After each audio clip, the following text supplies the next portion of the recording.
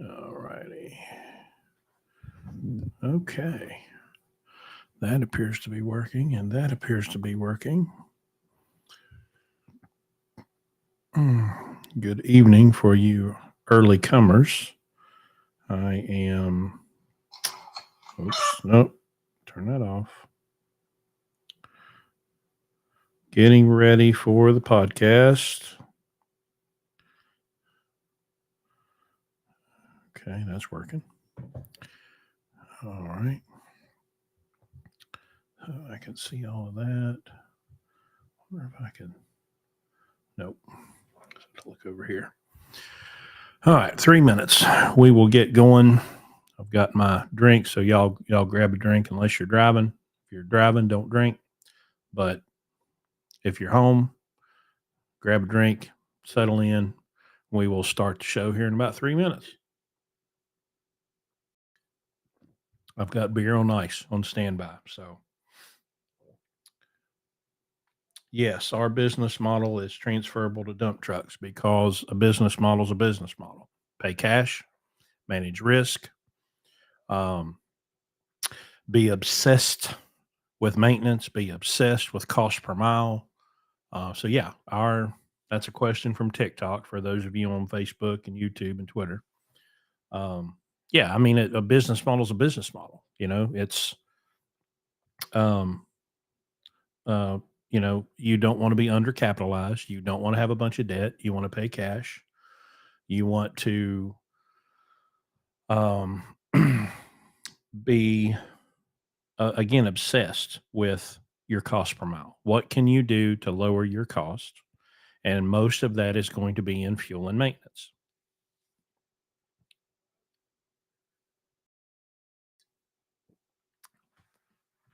I get to see more dump trucks and stuff now that I'm hanging around the shop in West Virginia, where there's a lot more vocational stuff going on, lots of coal trucks. And we don't mess with coal trucks, but there are, the coal industry's big in West Virginia, so there's a lot of guys that come around and haul asphalt, and those dump trucks take a beating, man. But I'm hoping to start working on some of these guys because they come in, they got these junk tires and they're all mismatched, and God knows what kind of shape their suspension is in.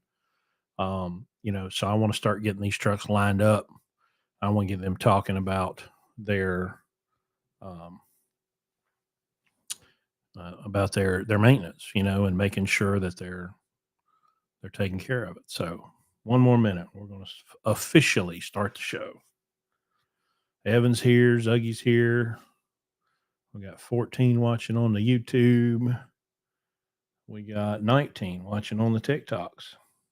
So welcome. Larry's not here tonight, so. All right, it's 8 o'clock. Good evening, lunatics. Welcome to another episode of the Blue Ribbon Podcast. It is Friday, May the 3rd. I'm running solo tonight.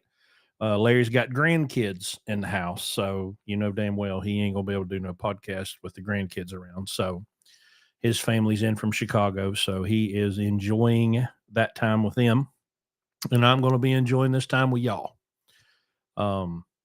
So kind of a free for all. We'll go wherever y'all want to go.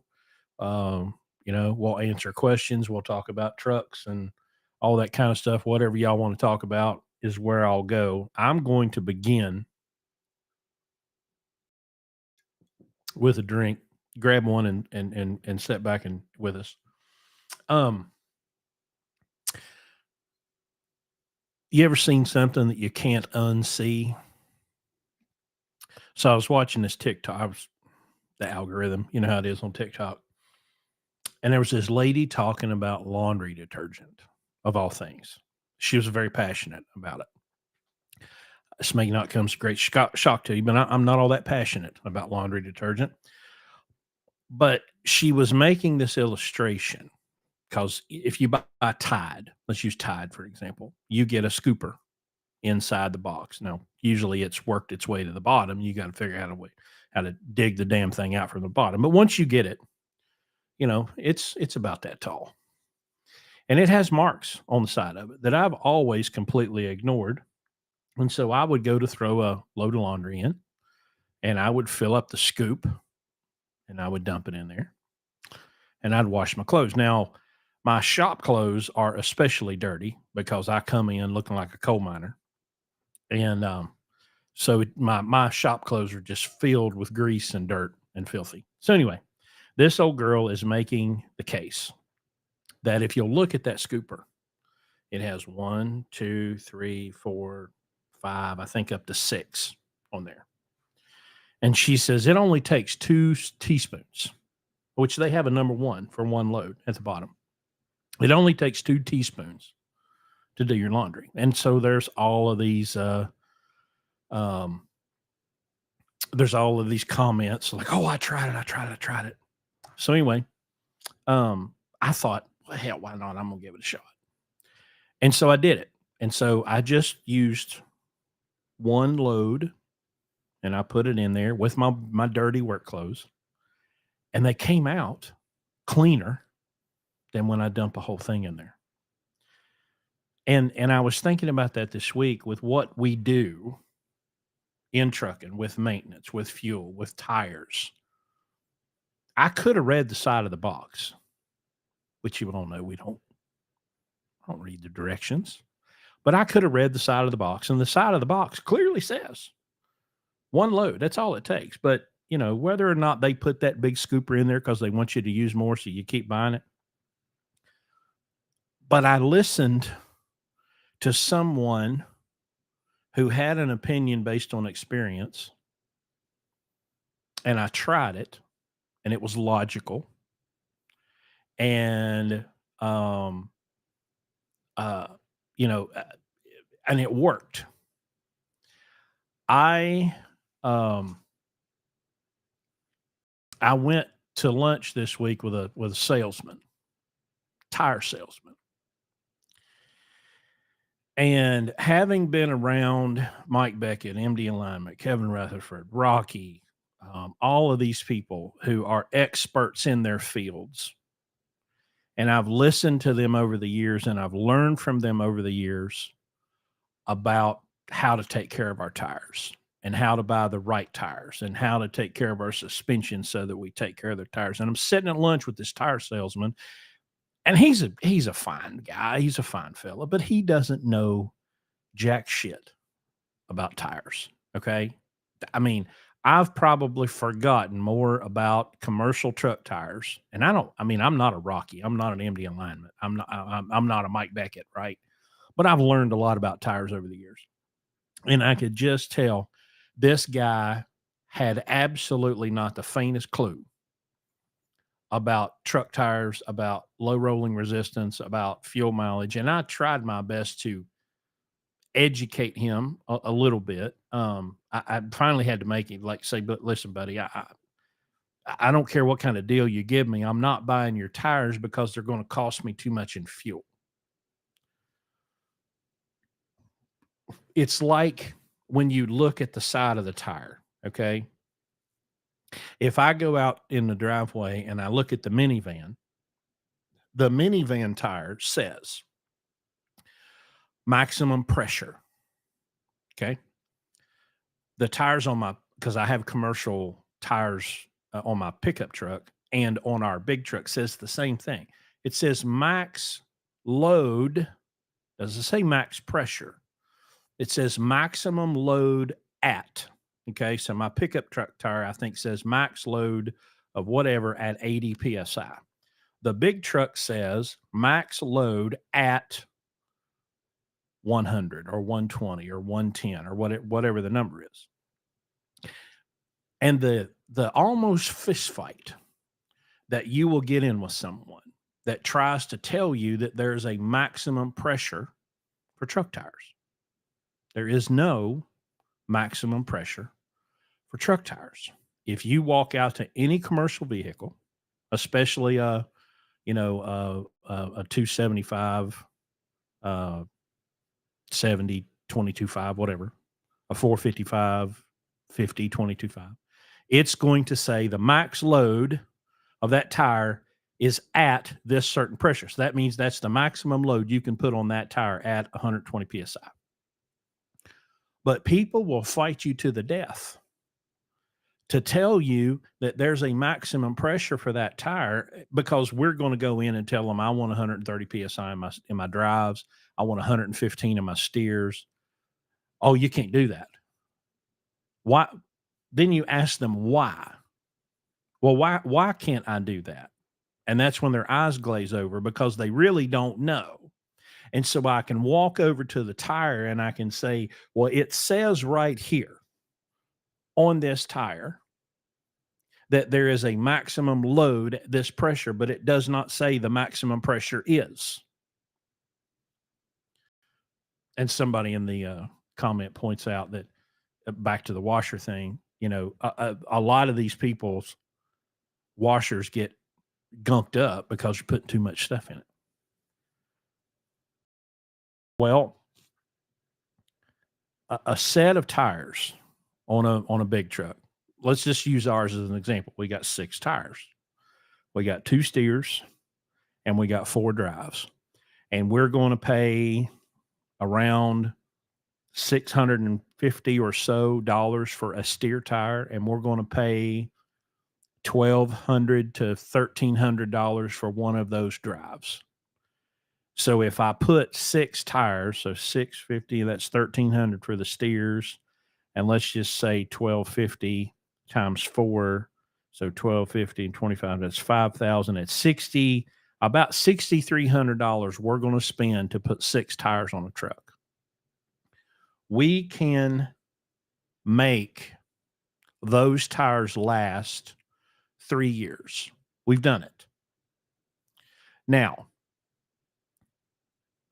common sense tells you we are not going to get that kind of mileage out of a truck where you put a driver in it, as opposed to having the guy that's paying for the tires be the driver, because the guy that's paying for the tires is going to take better care of the truck. Just period.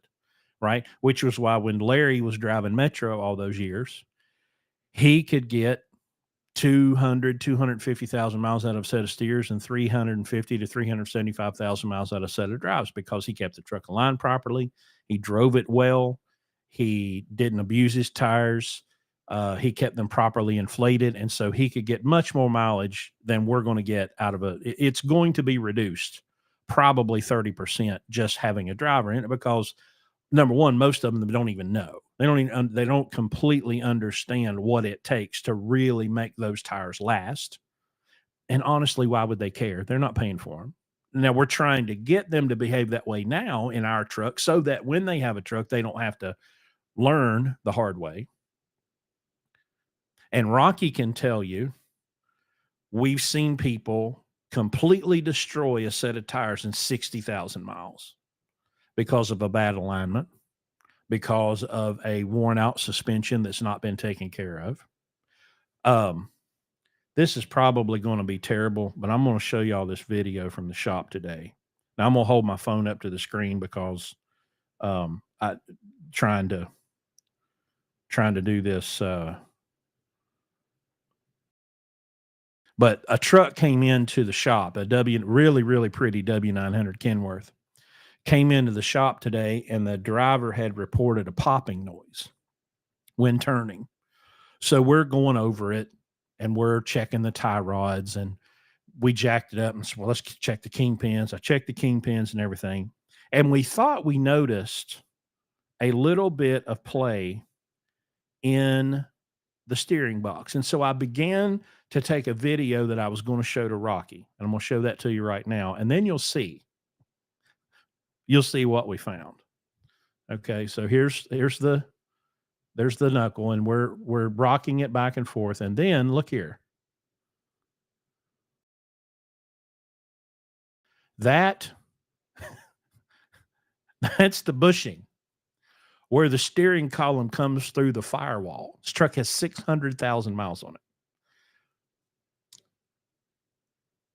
I think we found the problem. That's dangerous. I mean, that's your steering column about to completely become disconnected from the rest of the truck. Can we all agree that could probably be found on a pre-trip? I mean, we could probably stipulate, probably gonna find that on pre-trip, you know what I mean? Um, but in order to do a pre-trip, gotta open the hood, you know, um, gotta look at stuff. But even when we were first doing this, we're trying to check the steering box and we're checking the pitman arm, the drag link, and all this stuff. And it wasn't until Jeff grabbed hold of it and I hear, what the hell? And I look up and the thing's flopping around. And I went, oh, hey, I found a problem. Um, so we're gonna fix it, right?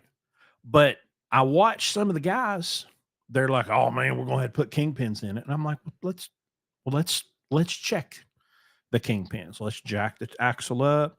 Let's get us a bar and a socket and get a lever going. And I'm like, guys, these kingpins are not bad. There's nothing wrong with these kingpins. And the one tie rod had just a little bit of play, and so I think we're going to throw some tie rods in it. But it's not rocket surgery, as President Bush would say.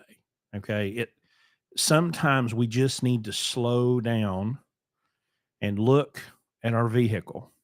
Okay, and take our time and be a little patient. Let's not get in a hurry. I see that a lot in the shop. Everybody wants to get in a big hurry. And I'm like, hey, let's just slow down a minute. Let's take our time. It's another 5 minutes is not going to break us if we'll just take our time and slow down and look at this thing, not get off on some wild goose chase. Let's just slow down, look at it. And we found the problem. But I'm running my hand across the tires, right? When somebody first said kingpins, I'm like, well, okay, well, let me run my hand back and forth across the tire. And I'm like, well, the left steer is towed out and the right steer is towed out. There's no unusual wear patterns. There's no cupping. There's no feathered wear. There's no heel toe. These steer tires look great.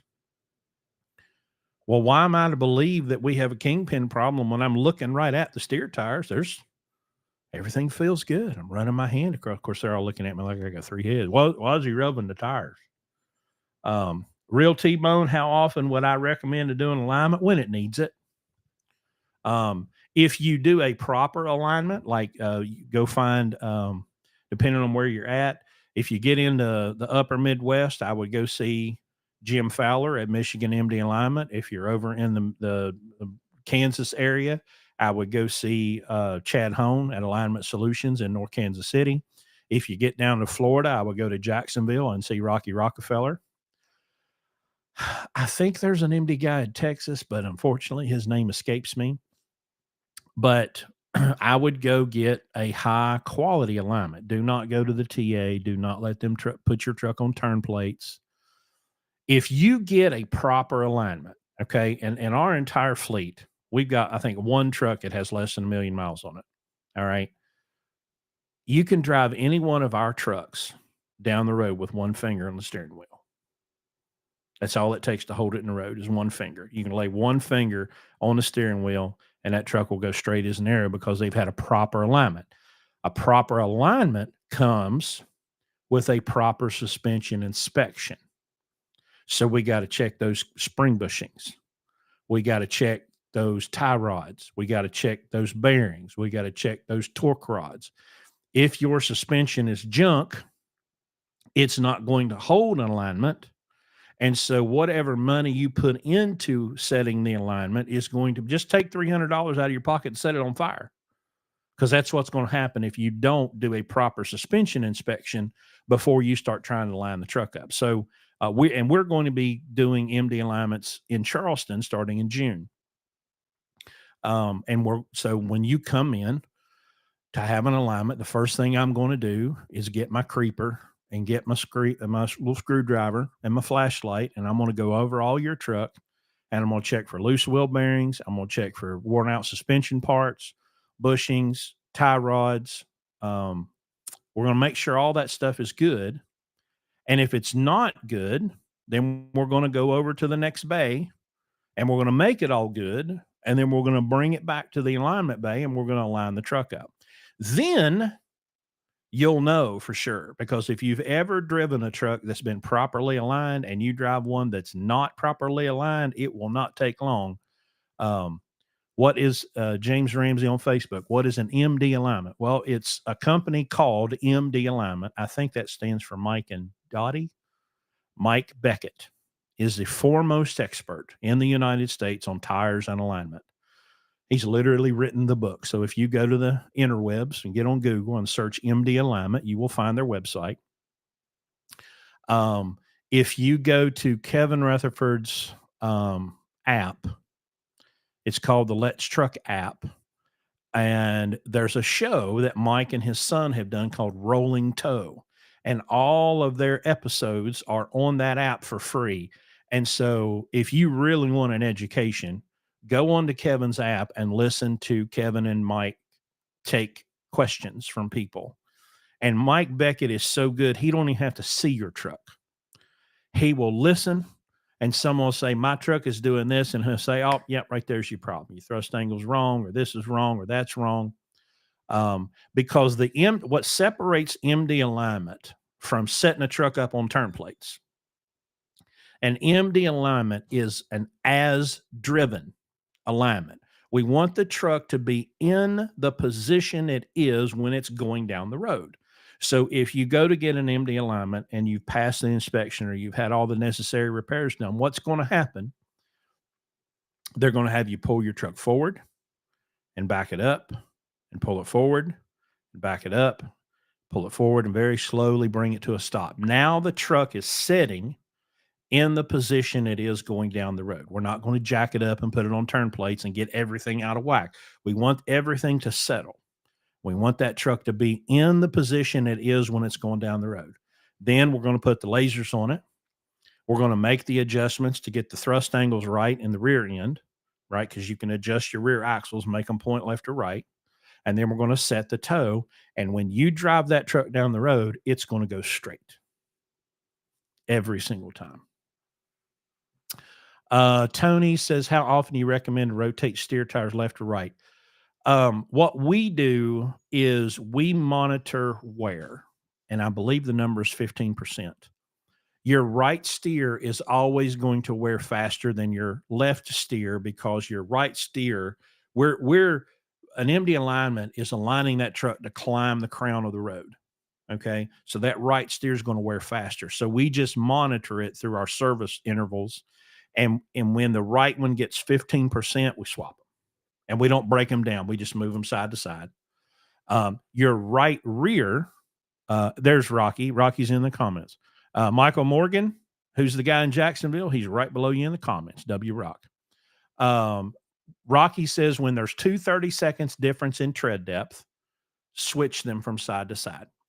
If you have Michelin steers, you're going to see it's going to say steer that way. Those are directional up to 60,000 miles. After 60,000 miles, they're no longer directional. You don't have to break them down. You can just take the right off, put it on the left, and your right rear drive tire is going to wear faster than any of the others because that's where all the torque goes when you're going down the road. Unless you have your power divider locked in, your front axle's not really driving. Okay. All the power goes straight through it. So that right rear is going to wear faster. So we do an X rotation of same thing at about 50 to 75,000 miles. You know, here's the big thing. You should be measuring your tires often. We have our people do it once a month. They have to submit an inventory report on our website on the first of every month. So blue ribbon drivers, let's make sure those inventories have been turned in. And on the inventory sheet, it asks for what are your tread depths.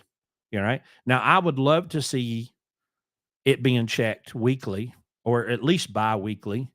You know, just get you a tread depth gauge and go monitor your tread depth. Your truck is going to talk to you. It's going to talk to you in tire wear. It's going to talk to you in oil consumption. It's going to talk to you in other fluid consumption. And it's going to say, hey, I have a problem.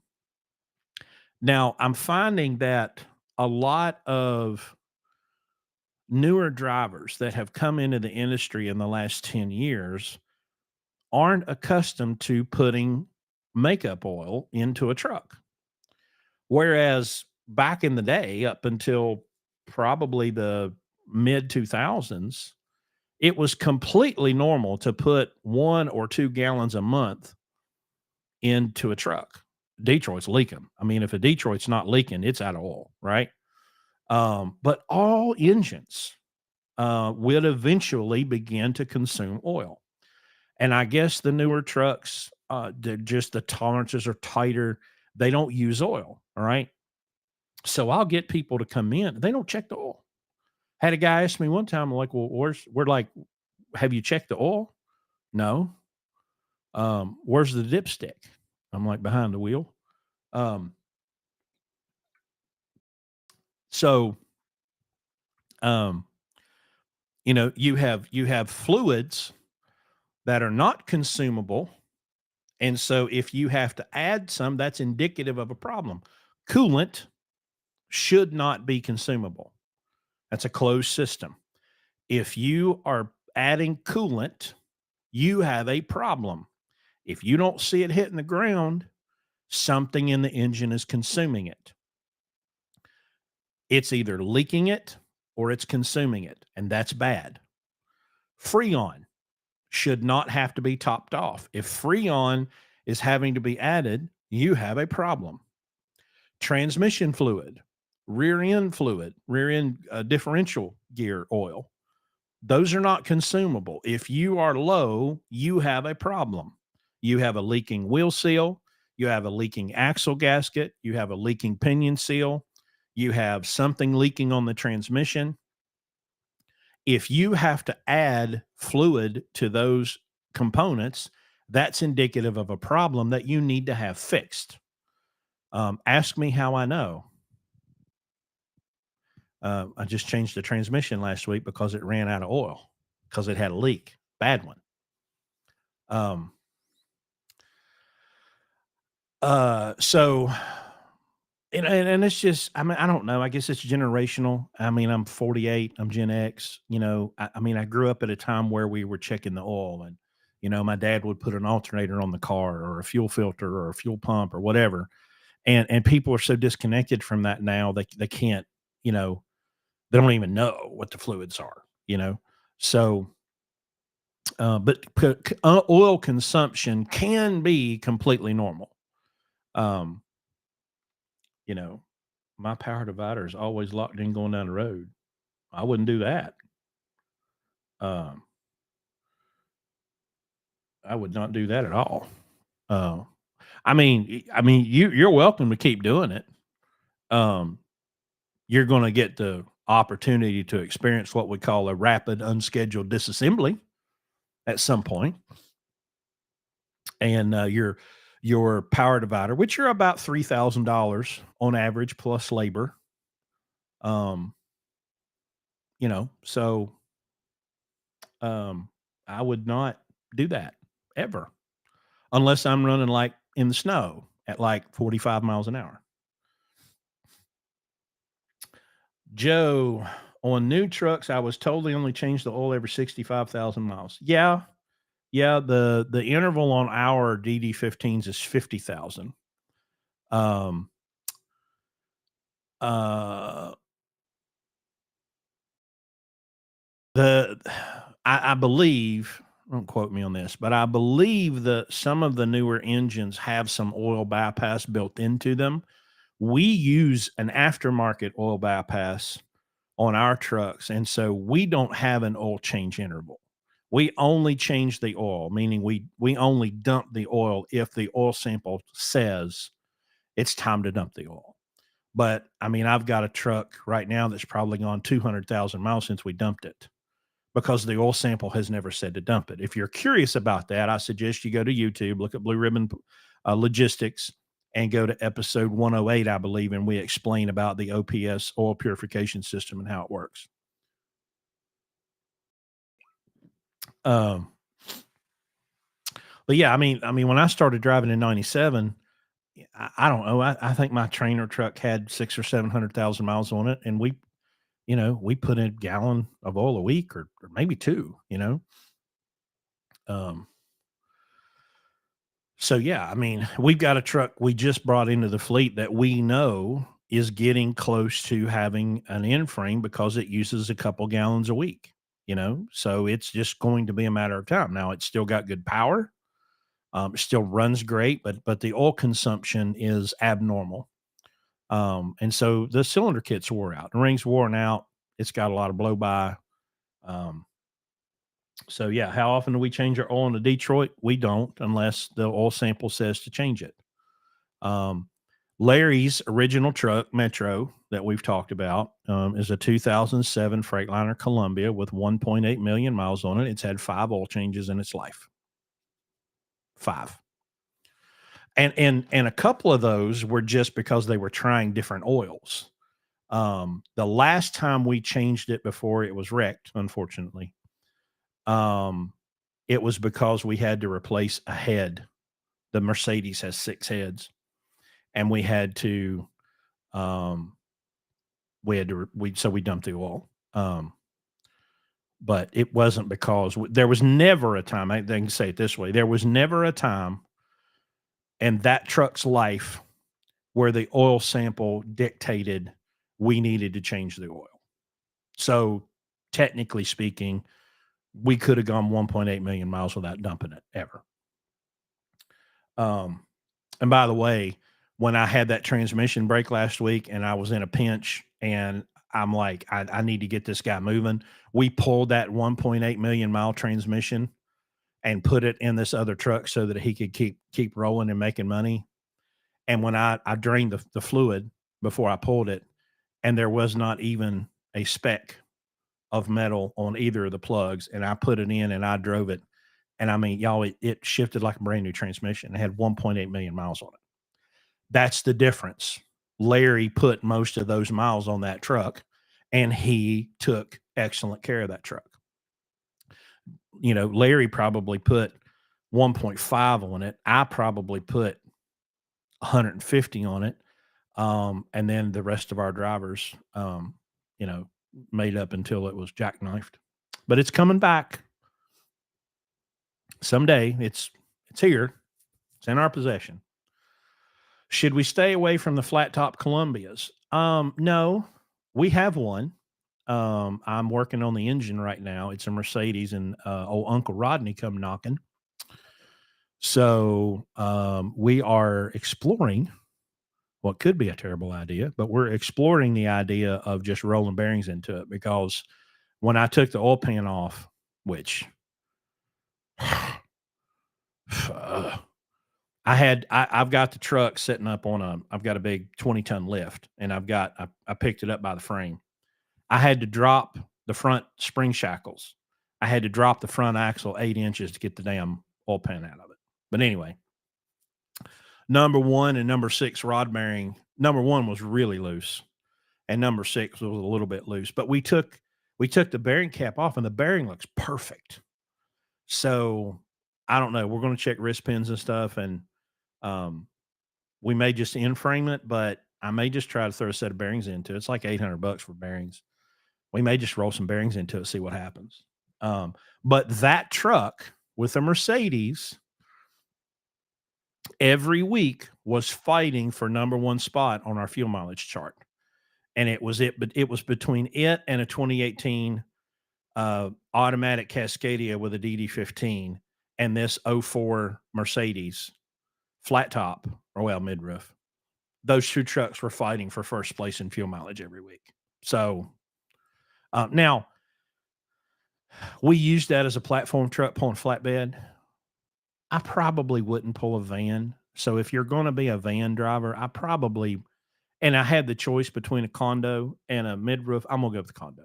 It's just aerodynamically better. It's going to make up for it in the long run. But I wouldn't avoid them. They're great trucks. Now, if you get the one like we had a glider that's a midroof that had the big air dam on top of it, no, that wasn't an issue at all. That was a great fuel mileage truck. Was being the key word, because I got a phone call from the driver a couple years ago. Man, I got a problem. I'm like, what happened? He said, I just laid this truck over. I said, you did what? Man, yeah, my load shifted. Well, I got the pictures. Yes, that's true. When you went around that turn at 50 miles an hour and the load, and you had it up on 9 wheels, the load did indeed shift. But one of these things came before the other. So we it was destroyed. So we stripped it, took all the motor and transmission and drivetrain out of it and junked it. um, but that was a good truck. And we got a hell of a deal. I think we bought that truck with like 700,000 miles on it. When did we buy that truck? 2019 or 2020. It was a 2012 glider, Schneider glider. I think we paid like 15 grand for it. It was a great truck. Hobby 79. What motor oil are you running? We run Rotella T6 5W40 full synthetic. Now, if I was just going to be like your average truck driver and dump it every 15,000 miles, I'm not going to run oil like that.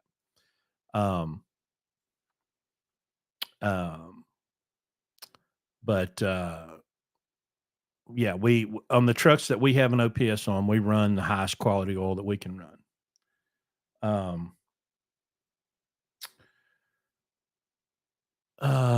What fuel mileage are y'all seeing with platform, and what's the usual weight? If Phil is in here, Phil, I'm going to say our average weight with our platform is probably north of 42. And like I said, we had a platform guy fighting a van truck every week for fuel mileage champion. We have one truck that's at Pittsburgh Power right now. It's been possessed by some sort of demon. I told Eric that he might need to call a priest or an exorcist. Because I've done all I can do. I've changed every damn thing on this son of a bitch and nothing helped. That truck's always had terrible fuel mileage, so it's in the mid sixes. But I've got a guy with an 07 condo. He got out of that Mercedes. Now, listen, driver is a huge part of this, okay? Because I have an 07 14-liter Detroit 10-speed 358s that was being driven by a guy pulling a van that was in the sixes every week. And we took the guy out of the Mercedes when it broke down and put him in this truck, and that truck instantly went up 1 mile per gallon. Same truck, same engine, same body, same transmission, same gears. Changed the driver, and the fuel mileage went up 1 mile per gallon. What type of trailer would you recommend a new CDL holder start on? By the way, Phil says average platform is 35 to 40,000. What type of trailer would you recommend a new CDL holder start?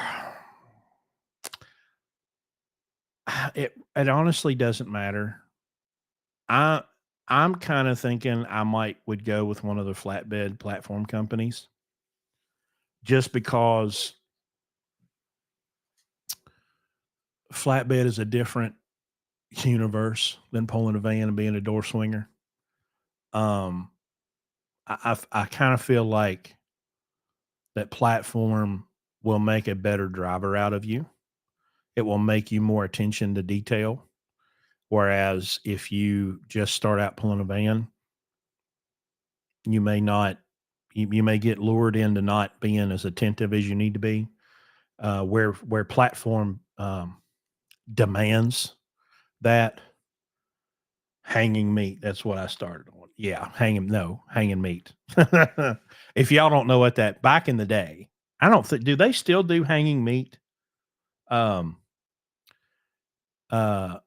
Hanging meat back in the day was reefers. They would literally hang like carcasses in the trailer. And so imagine what's a I don't know, what's a dressed out cow going to weigh? I don't know, 800 pounds or whatever. And you've got them swinging in the trailer. That's back in the day when you would see the big reefer trailers with all the chicken lights on them and spread axles and they'd go by you so fast it'd suck the vinyl letters off the side of your truck. When sailors say engine has blow by, What does that mean? And should we stay away? All trucks have blow by, all of them. There will be a crankcase breather. I know where it's at on like a Series 60. But if you see a truck running and you look underneath and you see a little steam cloud, that's the crankcase breather. Okay. So when you have a truck going down the road and you've got thousands and thousands of pounds of pressure going into those cylinders, some of that is going to escape past the rings. Plus, you have all of these moving parts that are moving very, very, very quickly, and they're creating wind. And so you're going to have crankcase pressure just from all of that happening. Pistons going up and down, crank spinning, and that's going to create some pressure. And so you have to have crankcase ventilation. What you will find is the more worn out the rings get, the more crankcase pressure you have, and because it's combustion making it past the rings, it's going to be cloudy, right? Um, on the DD 13 on the passenger side of the engine, close to where the alternator. Oh, yes. There's a black canister. That's the crankcase breather. It has a filter inside of it. Yes, I'm glad you said it because I saw one of those the other day for the first time. Yeah, if you open the hood on a Freightliner with a DD 15, just inside the frame rail, underneath the turbo, there's a black box, and it's got a little hose that goes straight into the side of the block, and that's the crankcase breather and has a filter. So you can measure blow by. They make a little tool. You can probably buy one on Amazon. And what you can do is you can stick it on the end of that breather tube, or you can put it on, you can take your oil cap off and you can stick it on there because that's going straight down into the oil pan, in the crankcase. You could put that little measuring device on there and hold it to the floor, and it will show you how much pressure, and it's measured in inches. Now, don't get me to lying about how many inches is good and how many inches is bad. Um, uh, but obviously, the more blow by you have is indicative of worn out rings and cylinder kits. Water column. Thank you, Rocky. I want to say it's like 3 to 5 inches or something like that. I can tell you what it looks like when it's terrible, and I should look up a picture of this apparatus that I made. I had a truck that a driver had an injector go down and didn't tell anybody. So he was driving it on 5 cylinders. Well, that 5th cylinder was getting washed out with just raw diesel because nothing was happening. There was no combustion. It was just dumping fuel down there. And so it destroyed that cylinder. So, and the driver never said a word. He was like, he never said, um, hey, it's running weird. He just dropped it off for something else. And I got in it and it's like, you know, I'm like, holy crap. So we put an injector in it. And then, so now that cylinder's firing. And I mean, the rings were gone. The blow by was so bad on that truck that you could not put the oil cap on because it would start pushing oil out the front seal. And you could literally have somebody say, all right, put the cap on. And as soon as they put the cap on, you could watch the oil start pouring out the front seal. And I'm like, okay, well, this engine's done. So I was going to drive it to Florida to take it to our guy to have it rebuilt. But I'm like, I can't put the oil cap on because I'm not going to have any oil by the time I get to the state line. So the ultimate in redneckery. So I went down to the auto parts store and I bought one of those conical air filters. And then I went to Home Depot and I got me some PVC pipe and I built this apparatus and I strapped that sucker to the oil fill cap, so that crankcase pressure would have somewhere to go, And I drove it to Florida. So I drove it like 700 miles to Florida. And when I get down there, I opened the hood and that whole filter, it was red. It looked like a K&N filter or some cheap thing, completely covered in oil. I mean, it was, and so the old boy that rebuilt the motor, he called me and he's like 197 years old. And he goes, "Hey, I just want you to know I'm not putting that bullshit back on that oil cap, what you had on there." And I said, "Yeah, I know. I just put it on there so I could get down there." He's like, "Well, that's the damnedest thing I've ever seen in my life." And I'm like, "It worked. Didn't it work? Did you die? No, it was fine." So anyway, I've got a picture of that somewhere. Uh, Roadhound, Caterpillar A-Cert should not be more than horsepower. Oh, okay. So 455 horsepower should not have more than 4.5 inches. Is that how many never mind, I'm not gonna do that. I was gonna say, is that how many inches those guys have driving those Caterpillars? Um, Lord, I apologize. Um, Good evening or morning from Letterkenny, MSL European. Are you on the other side of the world? Um, Rocky said, "I had an old 11-liter Detroit that I had to run an extended hose out the back of the truck to the taillights because it always seemed like it was on fire." Well, Rocky had a truck in our fleet. It was was it a 2000 or 2001 Classic with a 12.7, and I was driving that truck and it was wore out. And every time you would stop at a stoplight, there would be this cloud that would come up from under the truck because the blow-by was so bad. 2001. Um, and that truck, I'm gonna tell you, is an example. You know, Rocky did all the alignment and stuff on that truck, and that to this day was the smoothest handling, riding, and driving truck I have ever driven in my 25 years. And that truck had what, 1.7 million, 1.6 maybe. But man, I could drive that truck for hours and not get tired. Ireland, well, welcome. Um, Ireland is checking in on TikTok. Listen, we're global here at the Blue Ribbon Podcast. Still is smooth. Has one. Oh, so Rocky, is that your buddy that sold it? Says 1.85 now. Well, he painted it too, and it's sharp. It looked like dog shit when we were driving it. Let's see. Um,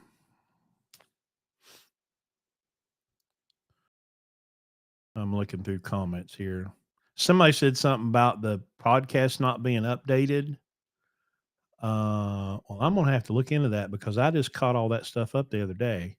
So let me make a note. Let me get me a sticky note here. Check podcast feed.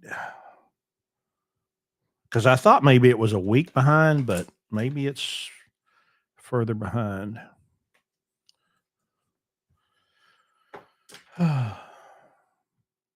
Oh, you're not from Ireland. You're from the UK, just in Ireland. Mike says, "Do Packars just throw red and orange check engine lights for no reason?" Yes. Yes. Welcome to Packard life. Not a big Packard fan at all. I don't mind Cats and Cummins and Detroits, but I have absolutely no use for a Packard. I know there are people that have had good experiences with them and yada, yada, yada. But when one of them comes in the shop, there's just a groan, just, another Packard. And let me tell you what I really hate about Packard that doesn't have anything to do with the engine. And listen, my favorite truck in my 25-year career was a 2001 W900L Studio C15 Cat 13. I mean, that was the greatest truck I've ever driven. I love the old school Pete's and KWs. Let me tell you why I despise Packard. And we just had an issue the other day. I'm trying to think, was it a Packard engine? Anyway, I don't remember, but it had an Eaton auto shift. Okay. It came in for a clutch. Clutch was destroyed. We put a clutch in it. We get it on the ground, back it out of the shop, step on the gas, first gear, second gear, nothing. Stop, first gear, second gear, nothing. So we put it back in the shop, monkeyed around with it, thought we had it fixed, pull it back out, drive it down the road, and but nothing, goes into neutral. So Herbie got underneath it on the side of the road and found a broken wire. And so he fixed that wire, he repinned it and got it back to the shop, but it still wasn't right. So he keeps digging through the wiring harness and he finally found a broken wire. And so he fixed it, but he was like, look, I'm not, we're like, it's fixed, but it's not going to be fixed until you put a wiring harness in. So we called the dealer. $6,000 for the wiring harness. And they're made to order. They don't have them on the shelf. And we had this years ago with this some kind of little cooling pipe thing that distributed coolant, and it had all these pipes coming off of it, and it was starting to leak. It wasn't leaking yet, but Carl said back in the day when we had Carl, hey, what you going to do about this? And he showed it to me, and I'm like, yeah, man, we should get that replaced before it really causes a problem. So I called up the dealer, and I'm like, hey, I need to get one of these. And she was like, okay, well, they're about 4 weeks out. And I'm like, wow. Well, what do we pay extra, to get it overnighted? And she was like, you can't. They're made to order. I'm like, are you serious? She's like, oh yeah, everything's like that on Packards these days. It's made to order. They don't make what is this, Big Macs? We don't make them until you order them. So Packard can suck it for all I care. I mean, that is the absolute worst possible outcome in customer service. Speaking of which, I've got one in the shop right now, one of ours. It went in the shop for an oil leak, bad oil leak. We knew it was a front cover leaking. Well, we're starting to take it apart to get the front cover off, and we find that one of the rockers has gone bad and has chewed up the camshaft. We're like, okay, well, get the rockers out. Let's rip the camshaft out of it. I have been waiting since like the second week of April for these rockers. And I keep being told, oh, they're on the way. They're on the way. They're on the way. They're on the way. Well, then last week, somebody used the word released. I'm like, released? What's that mean? Well, they're going to be released on May 1st. Oh, okay. So that got my spidey senses tingling. And I'm like, this is a backorder situation. But nobody bothered to use that word. So I guess it was Wednesday evening. I called a guy because I know a guy, and I'm like, hey, buddy, what the hell? And he was like, oh, yeah, none of the PDCs have these rockers. There's zero. But these handful of dealers do have them.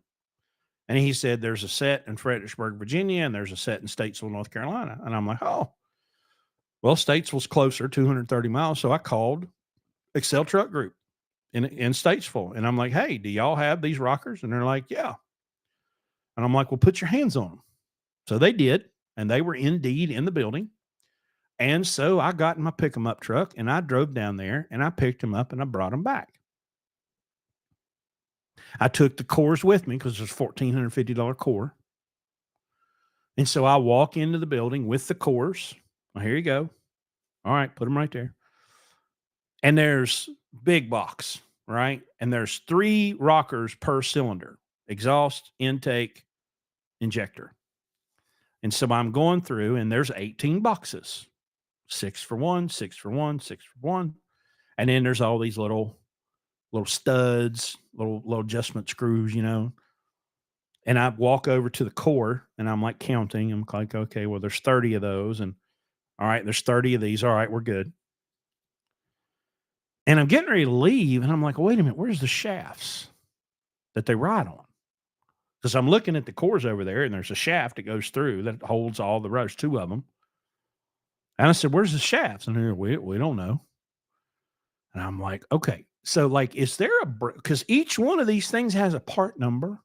So there's, like, a breakdown, like, I could go check this off?" And they just looked at me like I just got off the alien ship, you know? So I called, somebody, and I'm like, "Hey, are there rocker shafts?" And she's like, "Oh, yeah, they're a completely separate part." I'm like, "Oh, well, can you get those?" "Yes, I can get those." So I got those from my local person. And I'm like, "Great." So I've got 18 rockers. I've got 30 studs. We're good, right?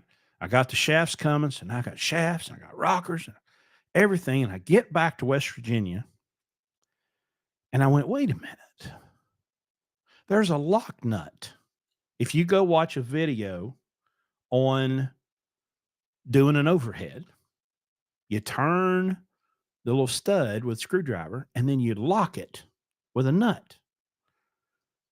Well, there ain't a nut anywhere in that rocker kit. My nuts are in North Carolina on the old rockers. So today I had to call again. Hey, well, where's these nuts? Oh, yeah, they're a separate thing. All right, well, I need 30 of them. Okay, well, they'll be there Monday. God almighty. Okay, well, let's wait till Monday to put the damn thing back together. Guys, come on. Your literal job, your literal job is parts. That's what you get paid to do, right? It's your job to know or question or question. The customer needs a rocker assembly. Okay, great. Found rockers. Well, is there anything else? Oh, yeah. Yeah. There's about $800 more. We spent $3,000 to buy the rockers. We had to spend another 500 to get the shafts, and now 30 times $2.67. Y'all do that math. What pisses me off is if dude would have said national back order, I would have made the phone call weeks ago. But he was not, he was just, oh, yeah, they're coming. They're coming. They're coming. No, they're not. That's not true. They were not coming. They're still not coming. It was April 24th and it was May 1st and it was May 4th and then it's going to be June 37th. No real parts people anymore, Randy. That's right. They're just, well, me, I'm the parts guy. I have to be the parts guy and the fleet manager and the dispatcher and the mechanic. I just, and listen, and that's why we tell y'all this. Okay. We don't hide anything from you when it comes to talking about how to operate a truck, because you have to be the load planner, the dispatcher, the maintenance coordinator, the parts procurement, the accountant, the bookkeeper. And if you're not willing to be all of those things, please, for the love of all that is good and holy, do not buy a truck ever, because you're going to be miserable and broke. Now, if you fully accept all those things, you can make a fabulous income owning a truck. You can own lots of trucks, but you better be ready to take full responsibility for things that should be other people's responsibility, because they're not going to do it. They are absolutely not going to do it. Randy says if it fell off the shelf and hit him in the head, they still couldn't find it. Listen, brother, parts departments get worse every year. They do. And let me go off on gliders for just a second. I don't there's nothing fundamentally wrong with gliders, okay? But please accept and understand there's an extra step that comes with operating a glider, okay? When you walk into the parts department and you need a part for your glider, there are parts of that build sheet that are blank. Think about that for a second. They can't find a windshield wiper without a VIN number. So what you gonna do when you're in a pickle? You got a hot load in the trailer and you have a problem and you need to get it fixed quick, and you call your favorite single-celled organism down at the parts department, and they say, "What's your VIN number?" And they look it up and they go, "Well, this is blank." Okay, but I need a pinion seal. Well, blank. There's nothing there, right? So if you're going to buy a glider, you better go find somebody that can identify parts by looking at them. And you like if it was a glider that came with an engine, you're good. That's the best case. The Schneider gliders are the best because they came with engines. So all that shit up front, all your AC lines and compressors and all that stuff is on the build sheet.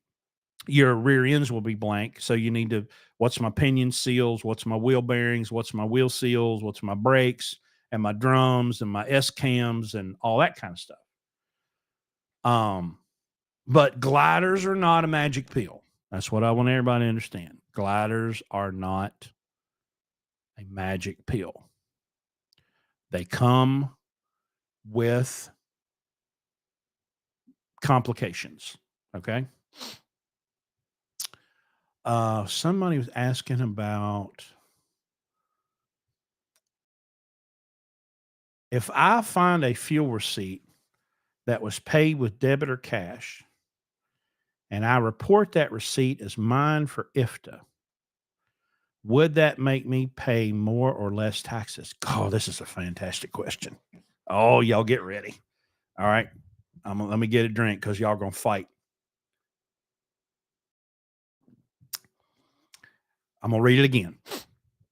If I find a fuel receipt that was paid with debit or cash, and I report that receipt as mine for IFTA, would that make me pay more or less taxes? Yes. Fuel taxes are a consumption tax. Fuel taxes through IFTA are calculated on how much fuel you burn. Okay. Um, Not how much you buy, how much you burn. Okay. Period. So if you drive, let's say Pennsylvania, I think their fuel tax is 79 cents right now. If you drive 1,200 miles in Pennsylvania and you get 6 miles per gallon, you burned 200 gallons. Okay. Times 0.79, you owe them $158. Okay. Now, here's where your missing receipt comes in. Okay. Your missing receipt is going to add to the number of gallons that you purchased. Okay. So, how an IFTA report is tabulated is, and it's all done through our ELDs now. It used to be you had to write down your mileage at every state line and figure out how many, miles you drove in a state. Now it's all done through the ELD, which is beautiful. That receipt is going to show that you bought more gallons wherever you bought them. Doesn't matter where you bought them, but it's going to take, it's if the report, which is actually done quarterly. Landstar does them monthly. Okay. But like if you're an independent, you're going to do it quarterly. Let's say your missing fuel receipt was for 100 gallons in that quarter. And you drove, let's see, what's an average truck drive? Let's say 10,000 miles, 30,000 miles in 3 months.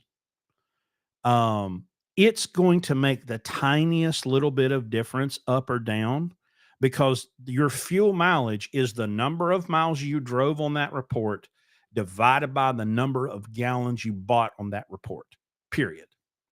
Okay. That's why our IFTA mileage is always worse than our actual mileage. So, in this, you're saying if I find a fuel receipt that was paid with debit or cash and I report that receipt as mine for IFTA, would it make me pay more or less taxes? Not really. It's not, because it's not a matter. It's not a sales tax. It's not based on what you buy. It's based on what you burn.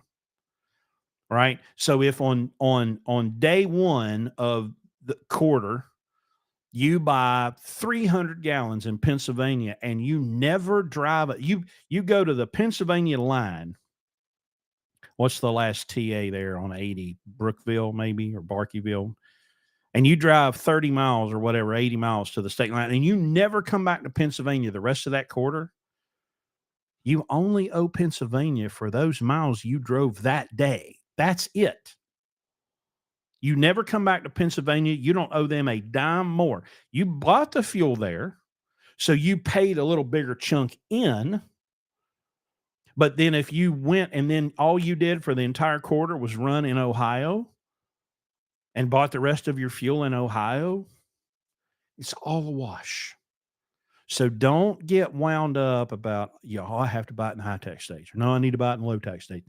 None of that matters. There's one way to avoid the fuel tax in a state you don't like. Don't go to that state. That's it. Get better fuel mileage. That can help. The fewer number of gallons you buy or burn, the fewer number of gallons that you burn is the less you're going to have to pay in fuel tax. That's it. So don't overcomplicate it.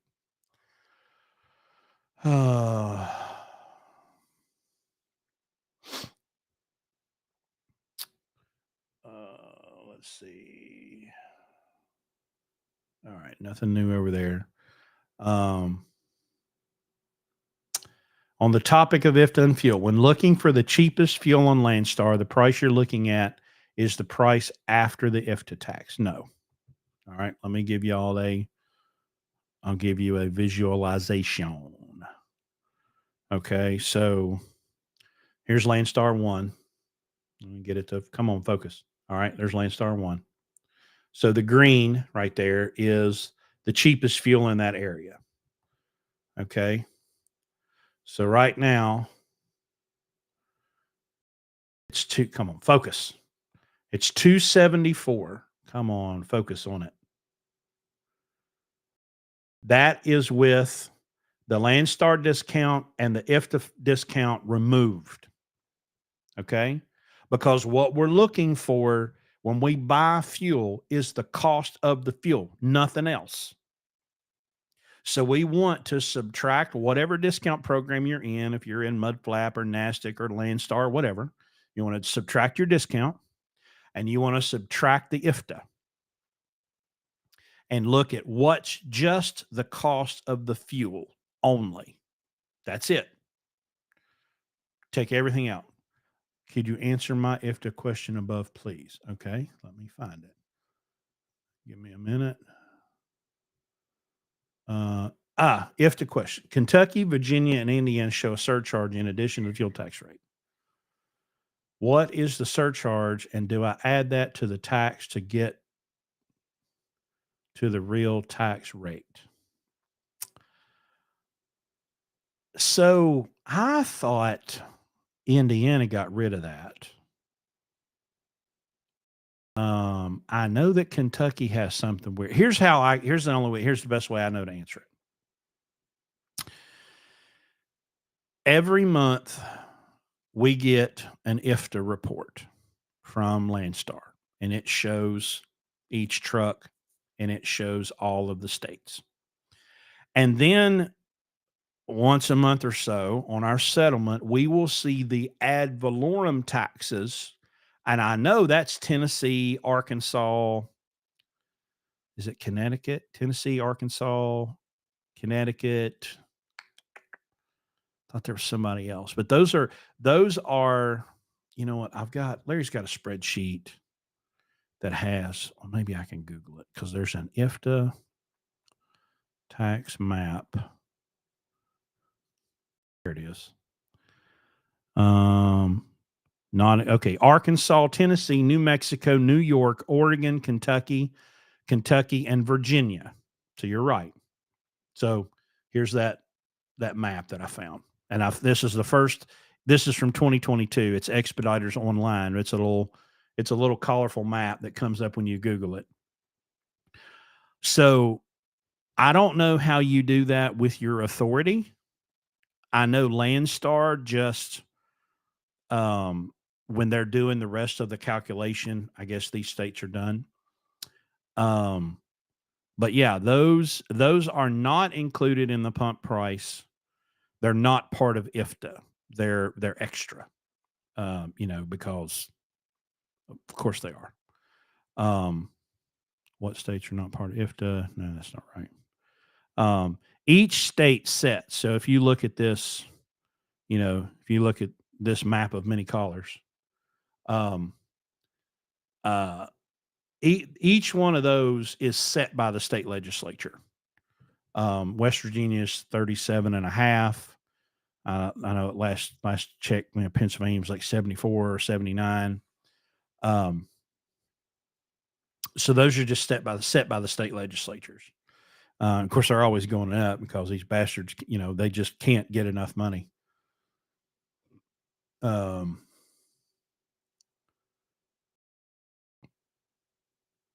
Let's see.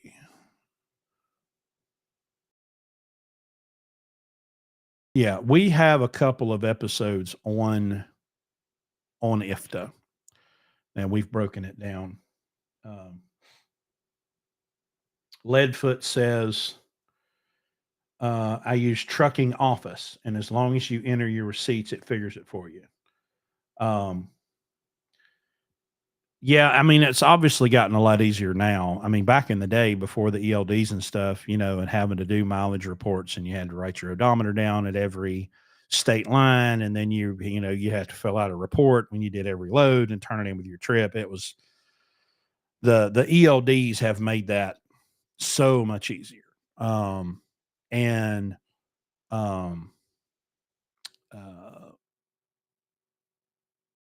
it's one of the side benefits of the ELD and I know your GPS will track it too. I'm not very trusting of that because they're Android based and they can just crash for no reason and lose all your data. Tony Smith, on a side note, I've now listened to all 200 plus episodes since March 6th. Holy crap. There's medication for that, I think. Now I'm trying to see Davenport. I think they're wondering if they could write it off on their taxes if they're 1099. About IFTA? I don't know. I probably came in on the backside of a conversation on that.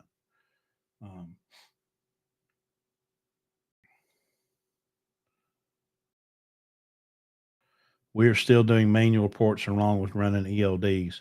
Well, I mean, when you're with a company like Landstar or any one of these big carriers, they're going to have cubicle monsters whose job it is to parse that data. If you're an independent, it might not do it for you, right? I just know that they're able to get the mileage data from the ELD somehow, and that's probably what makes it easier. But you may have to still do the manual reports even though you're on an ELD. And the Oregon thing, I mean, I guess Oregon still doesn't. I thought they were changing though. I haven't been to Oregon in a very, very long time. But everybody's like, "Oh, don't buy fuel in Oregon." Gosh, doesn't matter.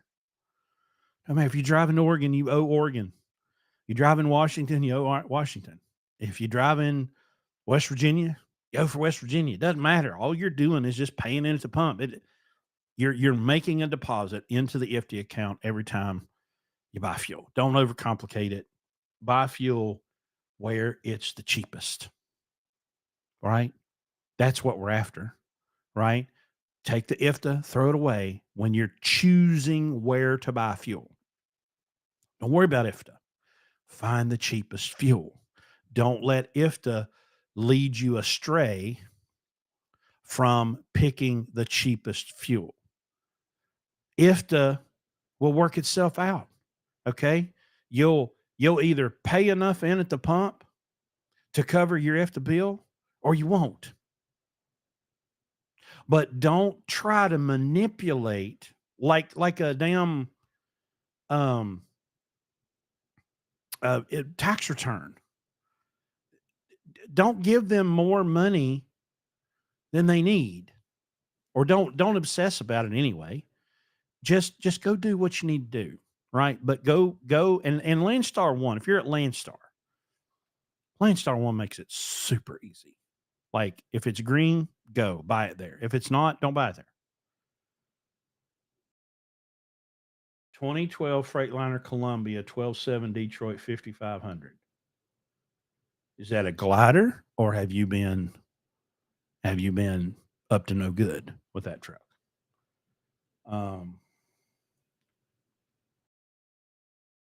Well, see, now who built it? Who built this 2012 glider? Did it come with an engine? If it came with an engine, yeah.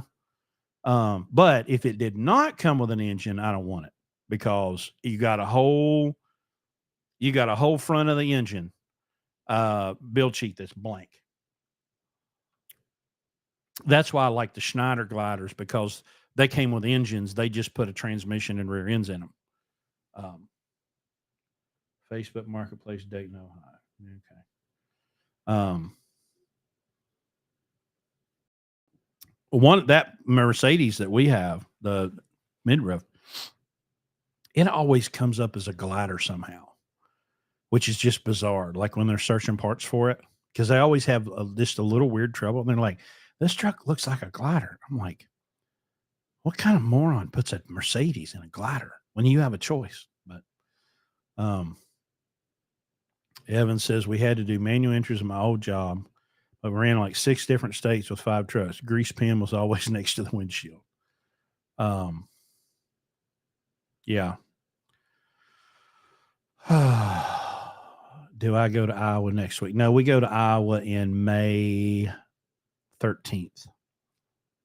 Well, it's 10 days. So almost next week. Yeah, we go in 10 days. I'm going with we hired a guy to do our alignments, Kyle, and he and I are going to Des Moines for training. And then he's going to stay with Chad for a week and work out there with him. Ad says motor is bad. Yeah, no, thank you. What kind of fuel discounts do you get through Landstar? I mean, Larry went to a NASTIC conference one time and they said, who are you with? And he said Landstar. And they were like, well, we can't help you. I mean, I have always been told that we get the best discounts there are. I can also tell you that on average, our cost of fuel, which includes IFTA, our cost of fuel is less than the national fuel surcharge. So right now it's 47 cents. And our average fuel cost per truck is lower than the national average.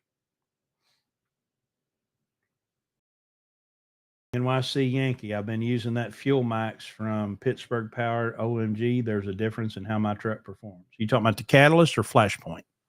Because they've got a new product out called Flashpoint.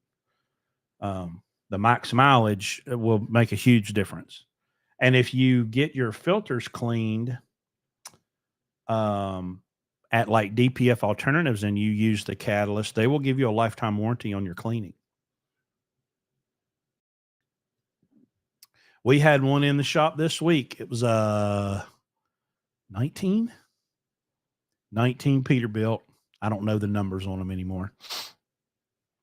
A 19 Pete, and the driver wanted to or the owner, he kind of wanted to preventatively clean the filters so we took him to DPF Alternatives. and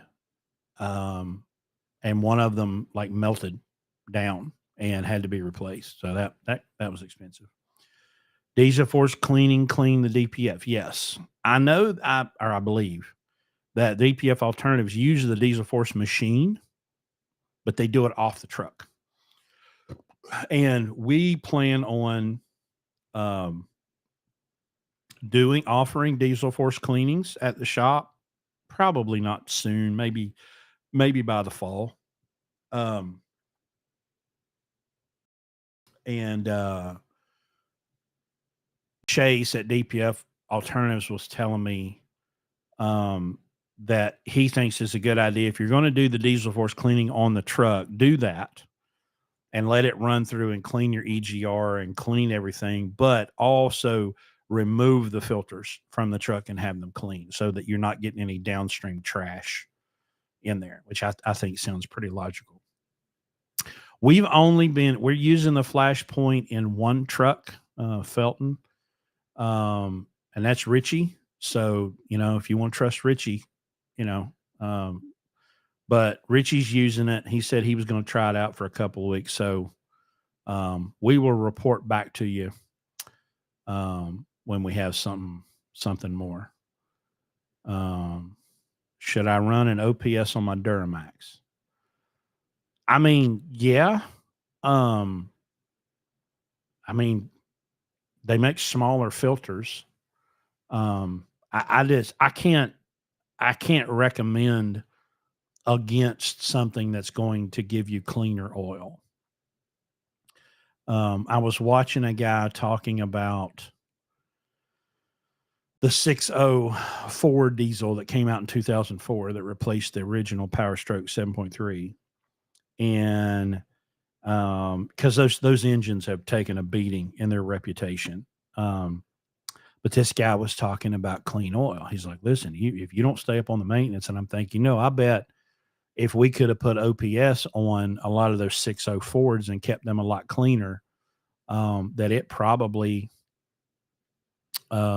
would have improved the life of those engines. I was reading an article in Pittsburgh Power about a guy with a 379 that started using the catalyst and averaged 6.8 to 7. Yeah, I mean it certainly will help. Because remember back in the day when we were originally running these 12.7s in the 90s and early 2000s, we had high sulfur fuel that had a lot more lubricity to it. This new fuel is garbage. It just sucks. Thank your friends in the government for that. But it's terrible. It's terrible fuel. And so the catalyst, I'm told by people that know, really helps with that lubricity, bring that lubricity back that was lost when we transferred over to low sulfur diesel. Tony says I'm using the combo Flashpoint in max mileage. Does the cost of the Flashpoint justify the fuel savings? That's a good question. We use a product called FPPF. I have for years. It's the little white bottles you see in the truck stop. It's a water emulsifier. And we have the drivers put a half a bottle in each tank every other fill up. And we did that to avoid algae and asphaltene. And so I ran the numbers on a case of that FPPF is $175, and I think it has 24 bottles. And we get that on Amazon and have it shipped in. And I ran the numbers for Richie, and it was a wash. So we're going to spend the money either way. And the literature says that the Flashpoint will give us that water emulsifier with the other benefits, the cetane booster and all that stuff. So it's probably not going to be an increase for us, because if we move away from FPPF, the consumption on the highest usage of Flashpoint, because there's two levels, Um, it's a wash. Um, and I guess it's 85 bucks a gallon or something.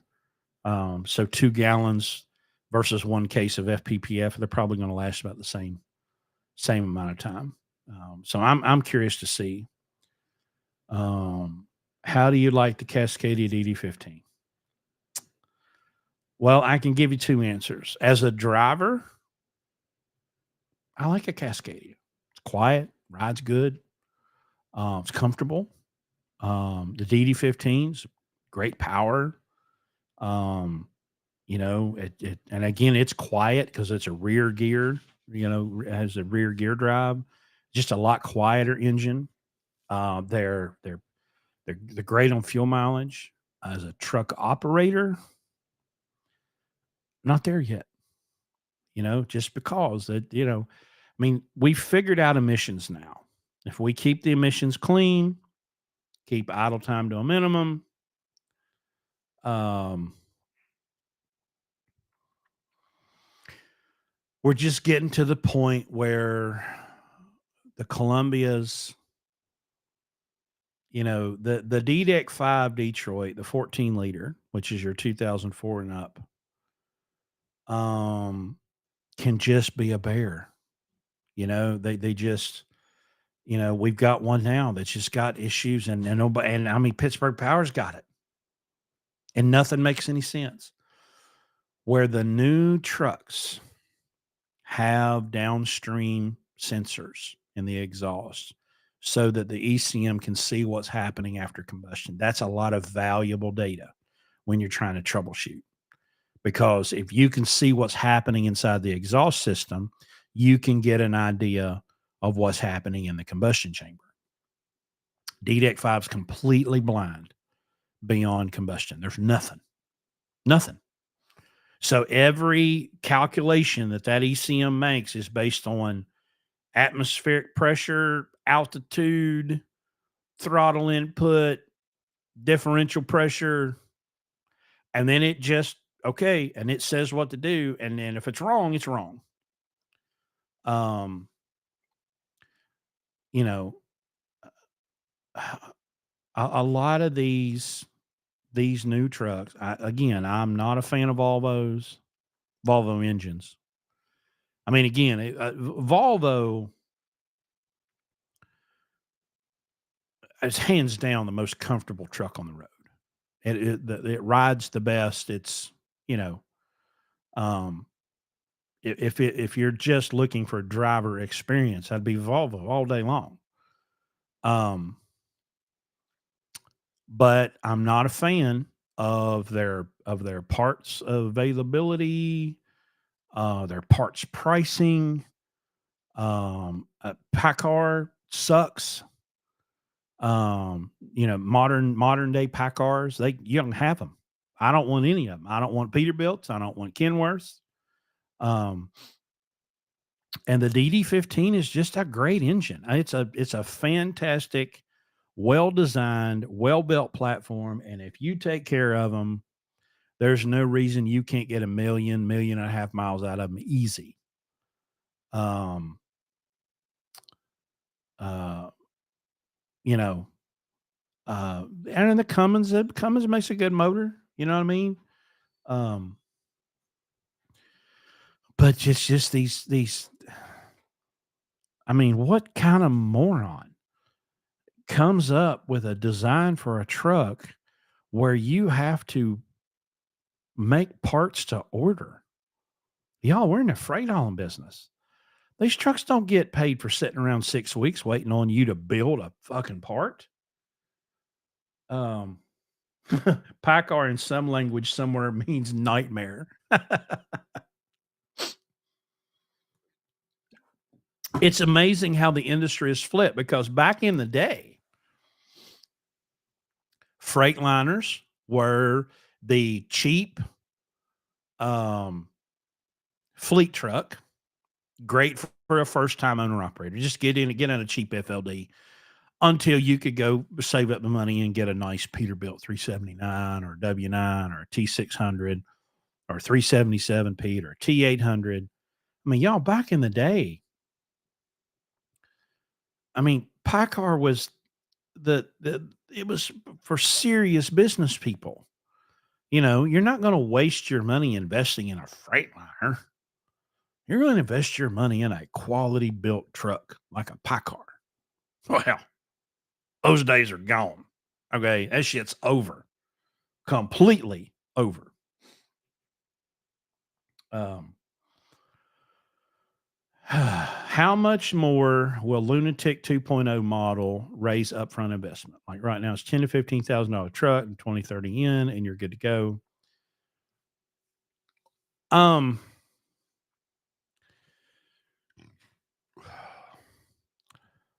trying to think how to answer this. Set the acquisition price aside for a second. Okay.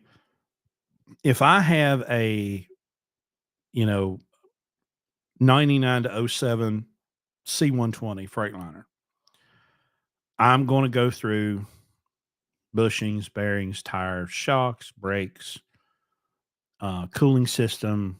I'm just going to replace a bunch of stuff. Lunatic 2.0, and we're talking about a Cascadia. If that truck has over 750,000 miles, I know that very soon I'm going to have to do an oil pan and pickup tubes. I probably, if I don't know how or who it's been operated, I'm going to immediately do a diesel force cleaning and clean the filters and inspect the one box and then run the catalyst. But that stuff's not cheap. You know, do the bottom end of that motor is about $5,000. Diesel force cleaning is probably 2,500. Cleaning your filters, you're going to be $10,000 on a 2016 and up right off the bat, instantly. Um, then tires, brakes, bushings. I'm going to do all that stuff. I mean, I saw a guy go to put a rubber radiator hose back on a truck that looked like garbage, and I'm like, hey, what are you doing?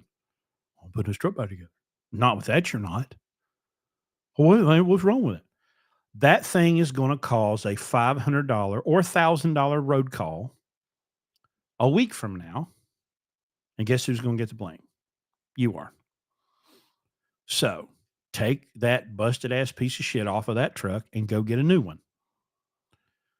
If your cooling system is empty, replace all the rubber hoses. These road calls are not cheap, y'all. And if you have a opportunity to put a $30 hose on a truck while the cooling system is empty to prevent a $1,000 road call, that's a no brainer. But these guys have put this old broken busted shit back on these trucks, and it makes me crazy. Your 6-week wait for parts is more about supplying the parts when the truck is built and not wasting money on storage. They don't plan for repairs. That's why it takes so long for your parts. Well, have you used water methanol injection on your trucks? No, and not going to. I may try these new speed of air pistons someday. I would like to try that um, at some point. I'm not. I would love an opportunity to try that out and do a tune to go with them. Ritchie Brothers auction, Cascadia DD15 X Walmart, cheap and good. Oh yeah, I mean that's the thing. Like we've talked about this for years on this podcast, that there would come a time when the price of the Cascadia would come down enough that it would make sense in the lunatic model. And we're pretty much there.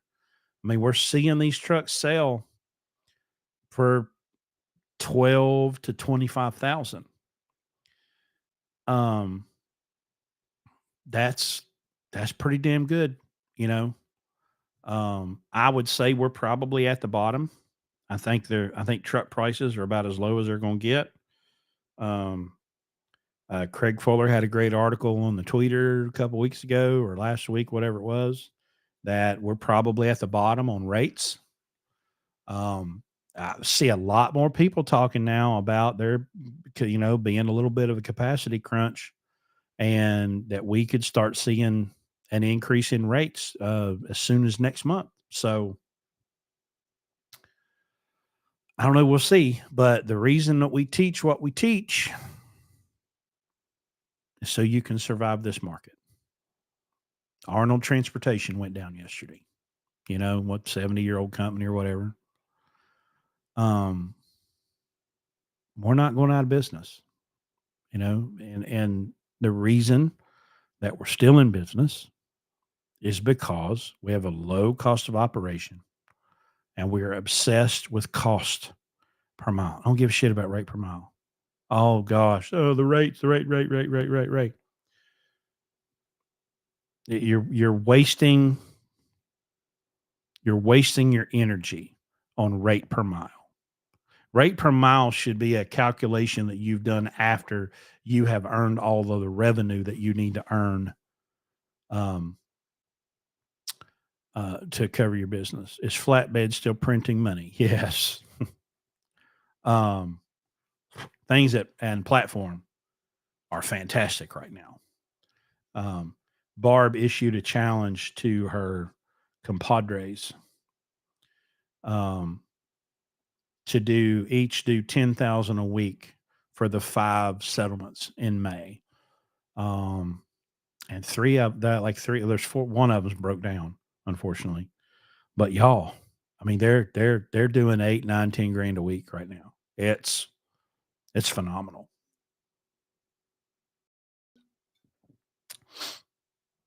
So yeah.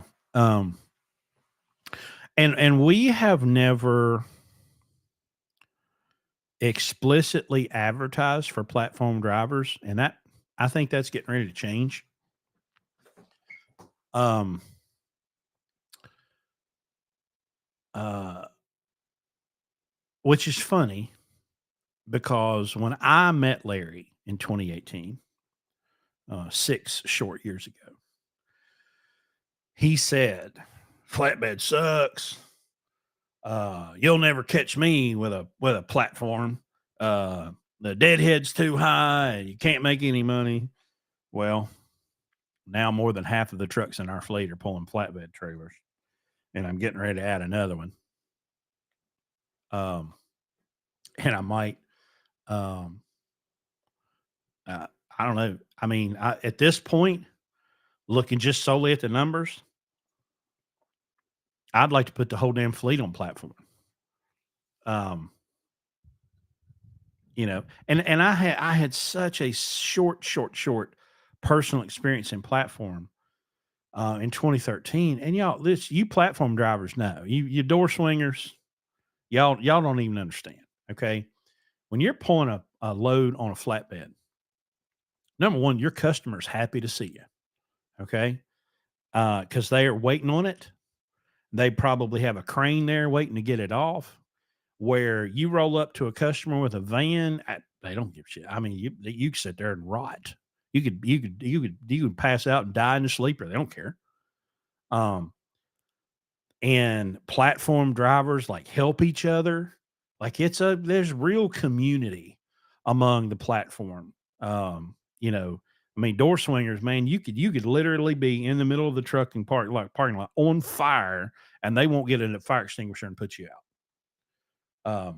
So I mean, I loved, um, y'all need a couple of car carriers. Yeah, like I need a hole in the head. That's what I need, a car carrier. No, thank you. Um, but again, think about the opportunity that you get here with the management team at Blue Ribbon as it is. You got Larry, 50-year business guy. You got me, 25-year trucker, fleet manager and all that, maintenance guy. You have Phil, who is the platform guy. All right. Then you have, of course, you have the extras. You have Rocky, that, when our drivers have problems, I say, call Rocky. Right. You have Josh, that owns 4 trucks, works up in Alaska. You have Richie, who has been down the road, has come through the program, graduated, and bought his own truck. Those are the people. And we've just put together, it's brand new. We kind of put together, and we need a better name for it, but it's like an advisory team using existing drivers that are going to kind of put their arms around someone that's new and comes in and help kind of shepherd them through that first 2 or 3 weeks so that they don't end up with my foot up their ass in the first 2 or 3 weeks. They can kiss their boo-boos and make them feel better. But yeah, I mean, the opportunity that exists here, if you want to learn how to be an owner operator, I mean, this is the way to do it. Come in, we'll show you everything that we do and how we do it and why we do it. And you have this amazing management team that I would walk through fire with. These guys are, I mean, they're the best team I've ever been a part of.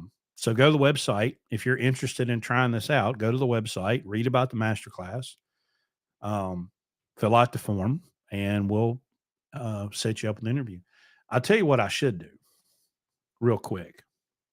And let's talk about the sponsor. I've mentioned them many times. Pittsburgh Power is our sponsor. We are stocking distributors of the max mileage fuel-borne catalyst, the OPS. Once we get past our grand opening in June, we will do OPS installs, fleet air filters. We have the catalyst and the flashpoint in Charleston at Cam Service Center. So we keep it in stock. If you're coming through Charleston, we're right off of 64. You can swing by off of exit 53 or 58. Either way, you can get to us. Swing in. We'll hook you up with OPS supplies, max mileage, flashpoint, and all that stuff right here. I am putting Pittsburgh Power to the test right now because they have my Spawn of Satan Demon Child Freightliner up there. I talked to Eric, I think today. And I said, well, I wish you the best of luck because I've changed everything on the son of a bitch and nothing works. So I hope y'all know how to do it. And Phil is in the YouTube comments answering this question. About flatbed in the winter. Do you see flatbed loads slow down during the winter? Yeah. Everything slows down in the winter, right? But Phil says all platforms slows down in the winter to some extent. Knowing how to navigate the market offsets the slow time. And that's what we do, right? We are absolute masters at navigating the market, we have been building relations. I got the call yesterday for a load. Unfortunately, I didn't have a driver available, but she said my favorite handful of words in the English language. Well, hey, I wanted to call you before I posted this. God, I love that. I've earned that phone call over the last 6 years. I have earned an agent saying, well, I've got a load right here ready to go and I could post it on the board, but I'm going to call him first. That, ladies and gentlemen, is the value that has been created by Blue Ribbon inside this Landstar system. And we could create it anywhere else. But that is value that has been created over time by being servants. What's your current daily, weekly revenue goal for van, and you're consistently hitting it? For van, our goal is $8,000 a week, $1,450 a day for 4 loads, Monday, Tuesday, Wednesday, Thursday, and the weekend load $2,175. I'd say we're about 85% of hitting that goal. A lot of it depends on. We have a brand new driver. It's been here like 6 weeks, and the dude is a monster. I mean, he's 7 to 8,000 every single week, and he's brand new. I mean, the guy, hell, I may give him my job. He's fantastic. So shout out to Jonathan. Um, so yeah, I mean, I just having been through it, having been a BCO and being a driver all of these years, um, with all of the terrible, terrible information that there is out there to be had, it terrifies me, the idea of just going buying a truck and not knowing any better. Oh, I'll just buy a truck and I'll go lease it to Landstar or Mercer or whoever. Um, y'all, it's cold out here and lonely. And, I mean, obviously we operate trucks because we believe that there's an opportunity there. But if you do it wrong, it'll destroy you and your life and your finances. Because I see people, "Well, it's not worth it being an owner operator." Well, no, it's not if you do it wrong. It's certainly not worth it, especially when ATBS publishes the numbers and says that the average owner operator makes $65,000 a year. There ain't no way that I would take on the risk and the headache and the stress of owning a truck and only make 65,000. That's insane. Ain't no way. If you'll do it the way we teach you to do it, you should make 150 to 200. Well, now I think it's worth it. You know, I mean, but why? Why in the world would you uh, take on that risk and stress and make less than a company driver? That's just crazy. Stevie J, I would get into buying and selling new parts. Seems like those dealerships have a license to print money. Here's my idea, and I don't remember which one of my buddies gave me this the other day. But now that I've been working in a shop every day, I've been there every day about the last month or so. I'm gonna buy me what looks like a Snap-on truck. Maybe I'll buy an old used Snap-on truck, and I'm gonna go fill it up with Harbor Freight parts and mark them up about 25% and just drive from shop to shop. Um, because it has been shocking to me. I'm an amateur. I'm literally, by every definition, an amateur mechanic. Right? I got two toolboxes. I got a tool cart and a toolbox, and it's all filled with Harbor Freight shit. Okay. And these professional certified mechanics are borrowing tools off of me. I'm like, how do you not have this tool in your $6,000 Snap-on toolbox? I handed Herbie a little handheld ratchet that fits in the palm of your hand, so you can just, if you're in a tight spot, and he was doing something, and I handed it to him, and he was like, "This is the greatest thing I've ever seen." I'm like, "Do you ever just go to Harbor Freight and walk around? My God." But buddy, that Snap-on truck comes on the lot and they all like run out there like roaches. Not for one. Blue Ribbon and Chris have been my mentors. Well, that's why we're here, brother. Um, listen to every podcast. Well, again, you probably need medication after that. Phil says, I talked to a BCO today that has done $93,000 in revenue in this past month. Now, listen, I need all of the Landstar haters together. I need y'all to come in close so you can hear this. Now, not only do I not care that you hate Landstar, and I know all the reasons that you hate Landstar. Okay. No, I get it. I get it. But what y'all don't understand, okay, is there are opportunities here that y'all couldn't even dream of. And most of you are too selfish and narcissistic to ever make it to that point, to the guy that can make $93,000 in 1 month. Um, you know, but you have to earn it. it's not something um, it's not something that you just do, right? It takes time. When we were at Kevin Rutherford's CMC, um, somebody was asking about building the relationship. Now, there was a lot of people in this room that were just independent owner operators with their own authority because the thing was sponsored by Truck Stop.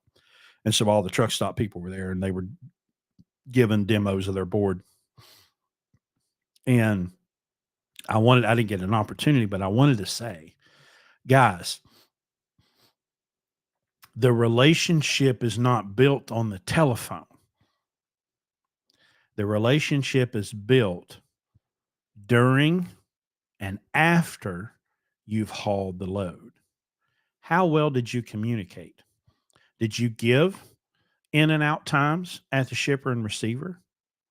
Did you provide your customer with good, solid ETAs?